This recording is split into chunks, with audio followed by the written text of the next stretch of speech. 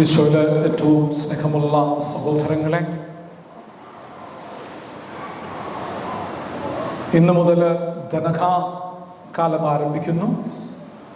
പ്രത്യേകിച്ച് 2024 ആദ്യത്തെ ഞായറാഴ്ചയാണിത്. ഇന്നലെ ധനഹാ തിരുനാളായിരുന്നു. കടവുള്ള ദിവസമാണ് ധനഹാ തിരുനാൾ എന്നുള്ള കാര്യം ചിലർക്കെങ്കിലും അറിയാമായിരിക്കാം. ധനഹ എന്ന വാക്കിന്റെ അർത്ഥം ഉദയം, പ്രകാശം പരത്തുക, വെളിപ്പെടുത്തുക, ടു റീസ് എന്നൊക്കെയുള്ള മീനിങ് ആണ് അതിനകത്ത് വരിക. പ്രത്യേകിച്ച് ഈ ധനഹ കാലത്തിൽ നമ്മൾ ചിന്തിക്കുന്ന 3 പ്രധാനപ്പെട്ട ഓർമ്മകളാണ് ധനഹ കാലത്ത് നമ്മൾക്കുള്ളത്. 1 ജീസസിന്റെ baptism, 2 holy trinity, 3 the public life of Jesus, ഈശോയുടെ പബ്ലിക് മിനിസ്ട്രി സ്റ്റാർട്ട് ചെയ്യുന്നതിൻ്റെ കാര്യം. ഈ 3 കാര്യങ്ങൾ നമുക്ക് ധനഹ കാലത്തിലെ റീഡിങ്ങിലൂടെയൊക്കെ നമുക്ക് മനസ്സിലാക്കാൻ പറ്റും. പ്രത്യേകിച്ച് നമുക്കറിയാം,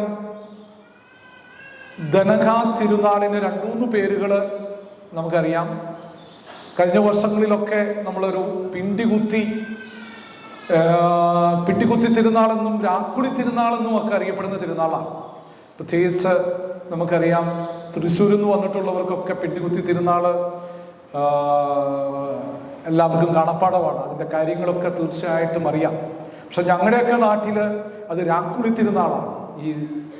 അതായത് ഈശോയുടെ മാമോദീസയെ അനുസ്മരിച്ചുകൊണ്ട് പിണ്ടികുത്തി തിരുനാളിൻ്റെ കാര്യം നമുക്കറിയാം. പിണ്ടിയിൽ ദീപം തെളിച്ചുകൊണ്ട് എൽ പയ്യ, ദൈവം പ്രകാശമാകുന്നു എന്ന് പറഞ്ഞുകൊണ്ട് ഈശോയുടെ മാമോദീസയെ അനുസ്മരിക്കുന്നു.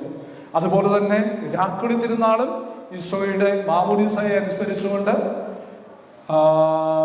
രാത്രിയിൽ പോയി, അന്ന് എനിക്ക് തോന്നുന്നു പണ്ട് നമുക്ക് ബാത്റൂമുകളൊന്നും ഇല്ലാത്തതുകൊണ്ടായിരിക്കാം, പോയി അടുത്തുള്ള ജലാശയങ്ങളിൽ കുളത്തിൽ പോയി കുളിക്കുക എന്നൊരു പതിവ്.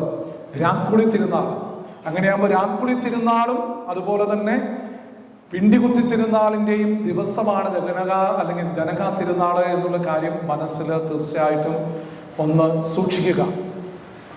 പ്രത്യേകിച്ച് ഫീസ്റ്റ് ഓഫ് എപ്പിപ്പനി എന്നാണ് പറയുക സാധാരണ രീതിയിൽ. ഈ എപ്പിപ്പനി എന്നുള്ള വാക്ക് നമുക്ക്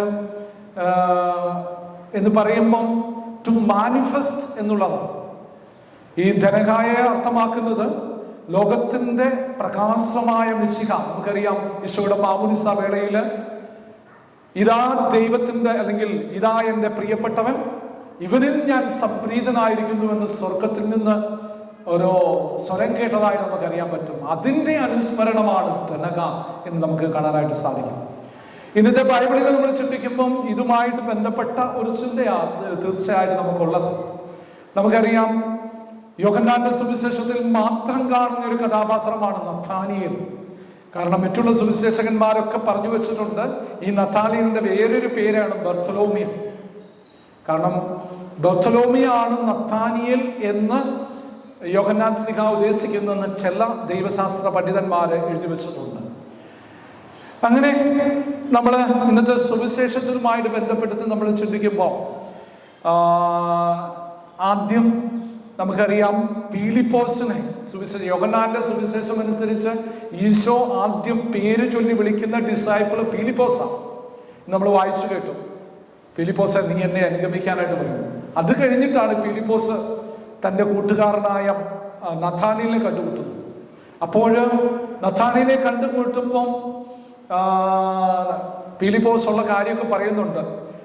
ആ പണ്ടത്തെ കാര്യങ്ങളൊക്കെ ഓർമ്മിച്ച്, ജീസസിനെ ഞങ്ങൾ കണ്ടു, ജീസസിനെ നിനക്കറിയില്ലേ, നമ്മുടെ ആ തച്ചൻ്റെ മകൻ ജോസഫ്, തച്ചന അല്ലെങ്കിൽ ജോസഫിൻ്റെ മകൻ ജീസസിനെ കണ്ടു, അവൻ കുറെ കാര്യങ്ങളൊക്കെ എന്നെ പറഞ്ഞിട്ടുണ്ട്, പണ്ടത്തെ പോലെയൊന്നും അല്ല എന്നൊക്കെയുള്ള രീതിയിൽ പീലിപ്പോസ് നഥാനിയേലിനോട് ജീസസിന്റെ കാര്യങ്ങളൊക്കെ പറഞ്ഞപ്പം പെട്ടെന്ന് നഥാനിയേൽ, അവർ തമ്മിൽ ഫ്രണ്ട്സ് ആയതുകൊണ്ട് പെട്ടെന്ന് പറഞ്ഞ ഒരു വാക്കും ഇന്നത്തെ സുവിശേഷത്തിനുണ്ട്, നസറത്തിൽ നിന്ന് എന്തെങ്കിലും ഒരു നന്മ വരുമോ പീലിപ്പോസെ എന്ന് ചോദിക്കുന്നുണ്ട്. എനിക്ക് തോന്നുന്നു ഈ പുതുവർഷത്തിലെ ആദ്യത്തെ ഞായറാഴ്ച ഈ ഒരു ചിന്ത നമ്മുടെ മനസ്സിൽ സൂക്ഷിക്കുകയാണെങ്കിൽ ഒന്നാമത്തെ ഒരു സന്ദേശം ഈശോ നമുക്ക് തരും. നസറത്തിൽ നിന്ന് എന്തെങ്കിലും നന്മ വരുമോ? നമുക്കറിയാം, നസറത്ത് നമ്മൾ പഠിച്ചിട്ടുണ്ട്, ഗലീലയിലെ ഒരു കുഞ്ഞു പട്ടണമാണ് നസറത്ത്. നസറത്തില് ഈശോ വളർന്ന സ്ഥലമാണ്, ജനിച്ച സ്ഥലമല്ല എന്ന് നമുക്കറിയാം. ഈശോ വളർന്നു. പക്ഷെ ആ വളർന്ന സ്ഥലമായ നസറത്തിൽ നിന്നും ഈശോ ഓടിപ്പോകേണ്ടതായ സാഹചര്യങ്ങളൊക്കെ നമുക്ക് കാണാനായിട്ട് സാധിക്കും. പക്ഷേ നഥാലിയലിന് കുറെ കാര്യങ്ങൾ അറിയാമെങ്കിലും റിയാലിറ്റി നഥാലിയലിന് അറിയില്ലായിരുന്നു. അതുകൊണ്ടാണ് ആയിരിക്കാം ഒരു പക്ഷേ നഥാനിയേൽ പറയുക, നസറത്തിൽ നിന്ന് എന്തെങ്കിലും നന്മ വരുമോ? കാരണം ഇപ്പൊ നമ്മളൊന്ന് ഉദാഹരണമായി പറഞ്ഞാൽ നമുക്കറിയാം, നമ്മളെല്ലാം ബോറിവലിക്കാരാണ്. ശരിക്കും നമ്മൾ പ്രവാസികളായി നമ്മുടെ കുടുംബം പോറ്റാൻ ജോലിക്ക് വേണ്ടി നാട്ടിൽ നിന്ന് വന്നിട്ടുള്ള മലയാളികളായ സീറോ മലബാർ കത്തോലിക്കരാണ് നമ്മൾ ഓരോരുത്തരും. അങ്ങനെ വരുമ്പം നമ്മൾ വളർന്ന സ്ഥലം എന്ന് വേണമെങ്കിൽ നമ്മുടെ ബോറിവലിയെ പറയാം. പക്ഷേ നമ്മുടെ ഒറിജിൻ എന്ന് പറയുമ്പോൾ നമ്മുടേതായ രീതിയിൽ നാട്ടിലെ ഏതെങ്കിലും ഒരു പാരീഷാക്കാം. അങ്ങനെയാകുമ്പോൾ നമുക്കറിയാം, ചിലര് ഈ നാട്ടിൽ വന്ന് നമ്മൾ രക്ഷപ്പെട്ടു പോകുന്നുണ്ട്, ചിലര് വീണ്ടും നാട്ടിലേക്ക് തിരിച്ചു പോകുന്നുണ്ട്, അല്ലെങ്കിൽ വേറെ സ്ഥലത്തേക്ക് മാറിപ്പോകുന്നുണ്ട്. നമുക്കറിയാം, ഈശോയെ നസ്രായൻ എന്നാണ് സാധാരണ രീതിയിൽ വിളിക്കുക. നസ്രായൻ, കാരണം നസറത്തിൽ വളർന്നവരായതുകൊണ്ടാണ് നസ്രായൻ എന്ന് പറയുക. നസ്രാണി എന്ന് ക്രിസ്ത്യാനികൾക്ക് പേര് വന്നതും എനിക്ക് തോന്നുന്നു നസ്രായന്റെ അനുയായികളായതുകൊണ്ടാണ് നമ്മളെ നസ്രാണി ക്രിസ്ത്യാനികൾ എന്ന് തീർച്ചയായിട്ടും നമ്മളെ പറയുക. അങ്ങനെ വരുമ്പം ഇതിന്റെ കോണ്ടക്സ്റ്റ് ഇത്രയേ ഉള്ളൂ. ഈശോ വളർന്ന സ്ഥലം, ആ സ്ഥലത്ത് ഒത്തിരിയേറെ ഒരു നെഗറ്റീവ് എനർജി ഉണ്ട്. ഈശോയെ അവിടുന്ന് പല രീതിയിൽ തിരസ്കരിച്ച ആ കാര്യങ്ങളൊക്കെ നഥാനിയേലിന് അറിയാം. അതുകൊണ്ടായിരിക്കാം നഥാനിയേൽ പീലിപ്പോസിനോട് പറഞ്ഞത്, ഈ നസറത്തിൽ നിന്ന് എന്തെങ്കിലും ഒരു നന്മ വരുമോ എന്ന്. നമുക്കറിയാം, പിന്നെ പീലിപ്പോസ് പറഞ്ഞത് വേറെ ഒരൊറ്റ വാക്ക് മാത്രമേ പറഞ്ഞുള്ളൂ, കം ആൻഡ് സീ, വന്ന് കാണുക നഥാനിയേലെ. നമുക്ക് ഇതിൽ നിന്നും ഞാൻ പറഞ്ഞല്ലോ, ആദ്യത്തെ ഒരു സന്ദേശം ഏറ്റവും ക്ലിയർ ആയിട്ട് നമ്മൾ ശ്രദ്ധിക്കേണ്ട ഒരു കാര്യമുണ്ട്. കാരണം നമ്മൾ ആരെയും അവോയ്ഡ് ചെയ്യേണ്ട ആവശ്യമില്ല, ആരും ചെറുതല്ല, ആരും മാറ്റി നിർത്തേണ്ട ആവശ്യമല്ല, മാറ്റി നിർത്തേണ്ട വ്യക്തികളല്ല, സ്ഥലമല്ല, അതുപോലെ തന്നെ സാഹചര്യങ്ങളല്ല, എല്ലാവരും പ്രിയപ്പെട്ടവരാണ്. ഇപ്പൊ നമ്മൾ ബോറിവലിയിൽ നമ്മൾ 311 കുടുംബങ്ങളാണുള്ളത്. ഒരു കുടുംബം കഴിഞ്ഞ ആഴ്ച പോയി. അങ്ങനെ 311 കുടുംബങ്ങളുള്ളതിൽ നമുക്കറിയാം, പണത്തിന്റെ പേര്, ഇതിൽ സ്ഥാനമാനത്തിന്റെ പേര്, അല്ലെങ്കിൽ പൊസിഷന്റെ ഒക്കെ ലെവലിലൊക്കെ ചെറിയ ഗ്രഡേഷനൊക്കെ നമുക്ക് ഉണ്ടെങ്കിൽ തന്നെ നമ്മൾ പള്ളിയിലായിരിക്കുമ്പം എല്ലാവരും തുല്യരാണ്. അതില് വലിപ്പ ചെറുപ്പമില്ല എന്നുള്ള ഒരു ചിന്ത, ആരെയും മാറ്റി നിർത്തേണ്ട ആവശ്യമില്ല, എല്ലാവരും തുല്യരാണ്.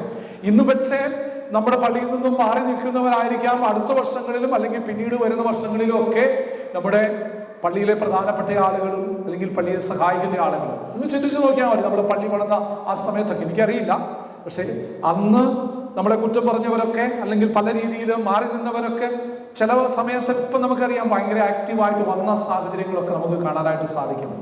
കാലം മനുഷ്യനെ മാറ്റുന്നു, സാഹചര്യങ്ങളെ മാറ്റുന്നു.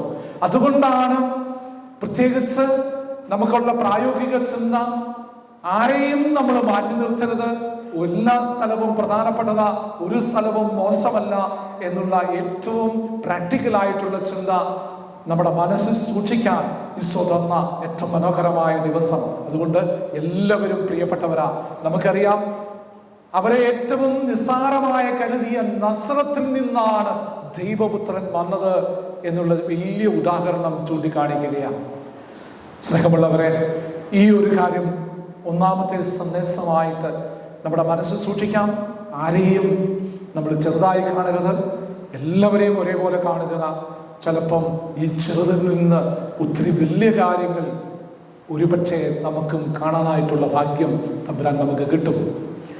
രണ്ടാമത്തെ ചിന്ത,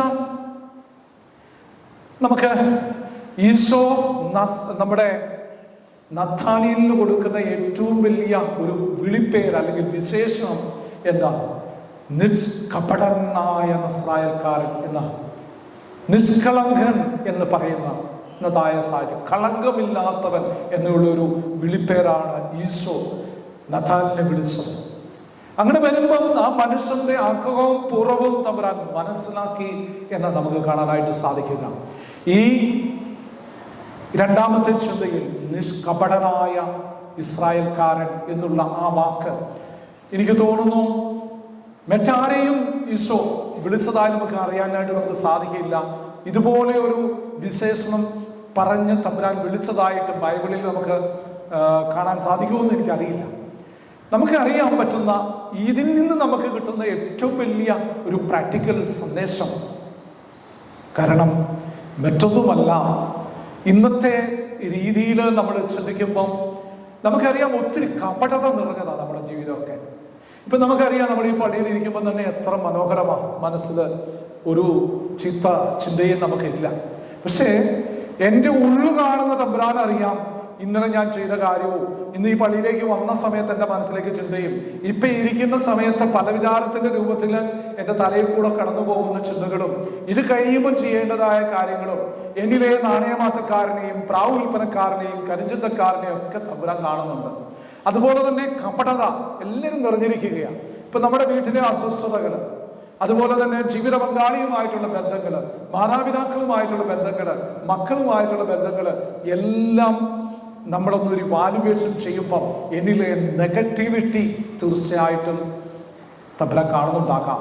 അതുകൊണ്ട് എനിക്ക് തോന്നുന്നു ഇന്നത്തെ ഏറ്റവും നല്ല റോൾ മോഡലായ ആ പ്യൂരിറ്റിയുള്ള നത്താലിനെ മാതൃകയായിട്ട് നമ്മൾ സ്വീകരിക്കണം. കപടതയുണ്ടാകാൻ പാടില്ല എന്നൊരു വലിയ ചിന്ത. ഈശോ നമുക്കറിയാം, ബൈബിൾ നമ്മൾ വായിക്കുമ്പോൾ ഈ പരിസരയും നിയമജരെയൊക്കെ എപ്പോഴും വിളിക്കുക കപടനാട്യക്കാരെ, ഹിപ്പോക്രൈറ്റ്സ് എന്നുള്ള വാക്ക ഉപയോഗിക്കുക, കപടനാട്യക്കാരെ എന്ന വാക്ക ഉപയോഗിക്കുക. ഈ ഹിപ്പോക്രൈറ്റ്സ് എന്ന വാക്കിന്റെ ഇംഗ്ലീഷ് മീനിങ് എന്താണെന്ന് ചോദിച്ചു കഴിഞ്ഞാൽ ആക്ടർ എന്നുള്ള കാര്യമാണ്.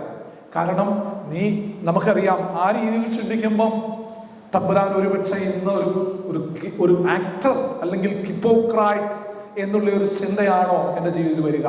നമുക്കറിയാം, നന്നായിട്ട് നമുക്ക് ആക്ട് ചെയ്യാൻ അറിയാം. കാരണം ചിരിച്ചു കാണിക്കേണ്ടവരെ ചിരിച്ചു കാണിക്കാൻ അറിയാം. എന്തെങ്കിലും കാര്യം സാധിക്കാനായിട്ടുണ്ടെങ്കിൽ ആ രീതിയിൽ നമുക്ക് ഇടപെടാനായിട്ട് നമുക്ക് സാധിക്കും.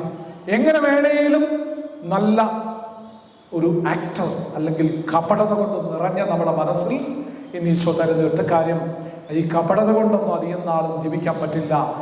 മകളെ നിന്റെ ഉള്ളു ഞാൻ കാണുന്നുണ്ട്, നീ നഥാനിയനെ പോലെ ആകെ നിഷ്കപടൻ എന്നുള്ള ചിന്ത, കാപട്യമില്ലാത്തവൻ എന്നുള്ളൊരു ചിന്ത മനസ്സ് സൂക്ഷിക്കാൻ ഈശോയെ കൃപ തരണേ എന്ന് പ്രാർത്ഥിക്കാം.